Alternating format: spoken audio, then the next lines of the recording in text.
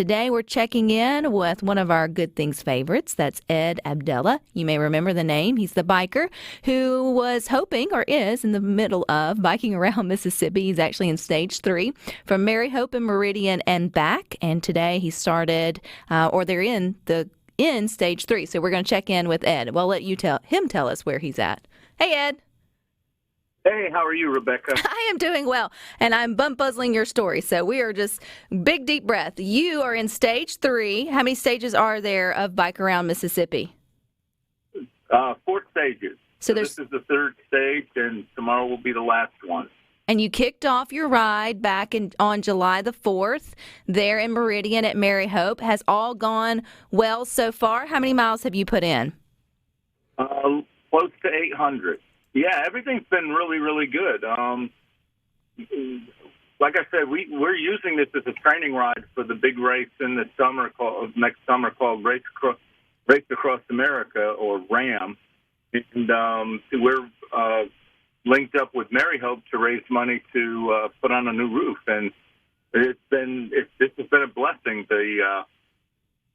I got a little bit of rain, we got a lot of heat, and that's all going to work in to benefit us for next year. But we're working out kinks with our crew. The crew's been great. Everybody says, man, you're pedaling all those miles. You're doing all these miles. Yeah, me. I'm telling you right now, all I'm doing is pedaling a bike. Without the crew, I wouldn't be able to do any of this because they've been great. They've been behind me the entire time, and there's nothing more boring than watching some numbskull, ride 16 miles an hour on a bike, and you're behind them the entire way, and getting his everything that he wants. So I'm being treated like a powdered prince. One of my crew members is bringing me chocolate milk anytime I ask. So this has been a lot of fun, and I'm really enjoying it. And we're starting to really see the money coming into Mary Hope, and I'm excited about that. And we got to see a lot of beautiful parts of Mississippi that we talk about, but I've never seen such beautiful houses in these small little towns that we've gone by. They're the most. I mean, it's great. When you talk about your stages, Ed, I know right now, or stage 3, you started out in Natchez before sunrise this morning. And where will you end up tonight? Where will you complete stage 3 tonight? So we're heading to Picayune. We're going to do a crew swap, and then we'll head to Biloxi. Should arrive in Biloxi.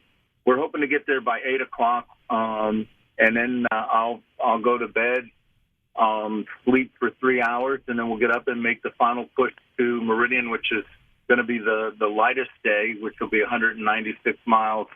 So our first stage was, and I made a mistake, our first stage was 353 miles, and we did that in 27 hours. And then we had the second stage was 323 miles. We did that in 23 hours.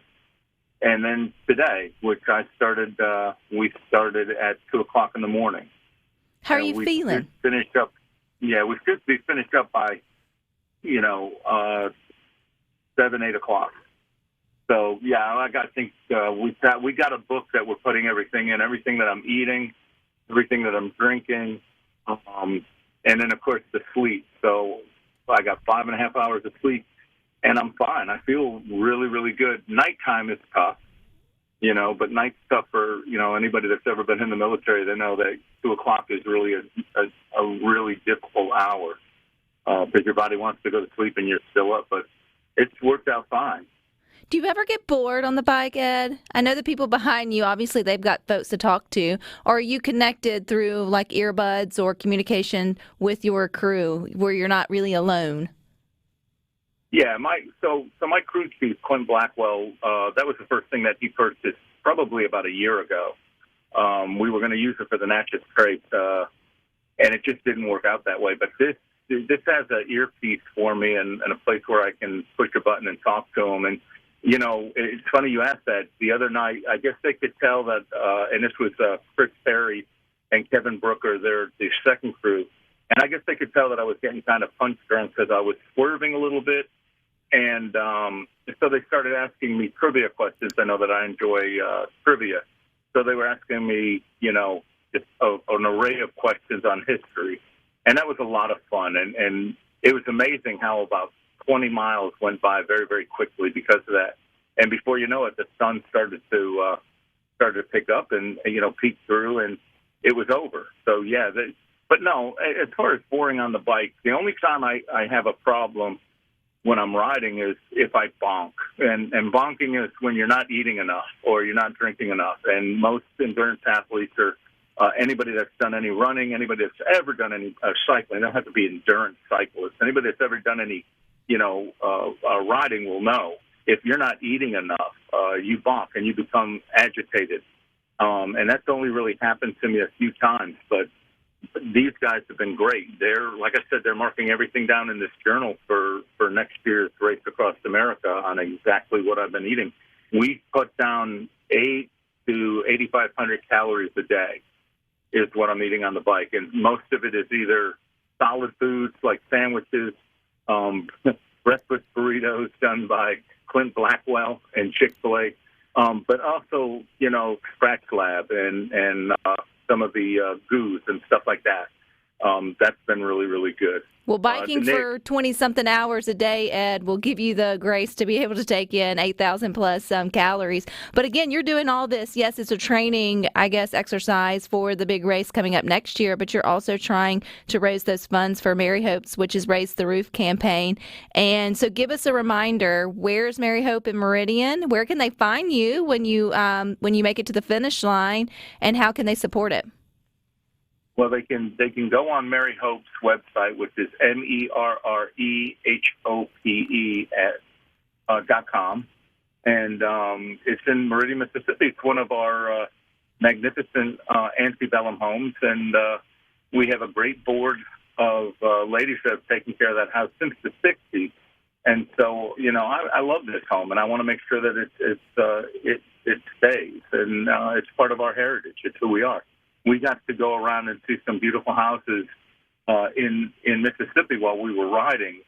We had stopped at the very first one. We stopped at the Curly House, which was absolutely magnificent. And then we went to the old courthouse in Vicksburg yesterday for a quick photo op, and then the Hedge House today, which is and Berry Hill House, which is in Magnolia, Mississippi. And then tonight we'll go to the lighthouse in Biloxi. But this is all for us, for Mississippians, to preserve our history and our, But yeah, I told you this before. I'm a school teacher going on my 30th year. I've challenged every teacher to take $5 that they normally would spend on a cup of coffee and go to that website and give us $5. $5. And I've been in the military for 26 years, and I was a part of 3 different wars: Grenada, the first Gulf War, and the war in Iraq.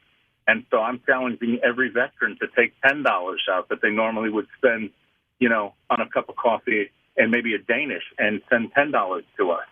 That's the only way that we're going to make stuff like this happen. Otherwise, you're just going to see buildings, fall apart, and then they're going to be gone for everybody. And the only thing we're going to have is pictures. And people say, "Oh, I used to remember when that was there." And, we, in Meridian, like all these cities we're going through, like Vicksburg and Corinth, we're looking like the Curly House in Corinth, Mississippi. I'm looking all around, and you see big holes, in their city. I'm like, what happened here? What was here? And, well, that was a building that, fell down. And, we're doing the same thing in Meridian. We watched the Young's Hotel come down brick by brick, and it broke everybody's heart. And I'm thinking, yeah, now, now it breaks your heart. Well, God, we should have done something a long time ago.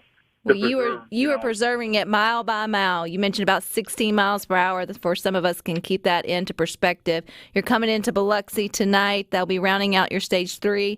You'll be starting out early in the morning for Stage 4. Any trajectory on what time you should make it back to Mary Hope tomorrow, Ed? Maybe 4 or 5 o'clock in the afternoon. Tomorrow will be my lightest day. It's going to be 192 miles. So, I'm looking forward to that day. These 300-milers are, They're rough, but we're wishing you luck, Ed. Thank you for checking in with us. We'll be sure to make sure that you cross that finish line tomorrow, and good luck. Thanks, Rebecca. Bye now. All righty. You guys stick with this. We got more for you coming up next.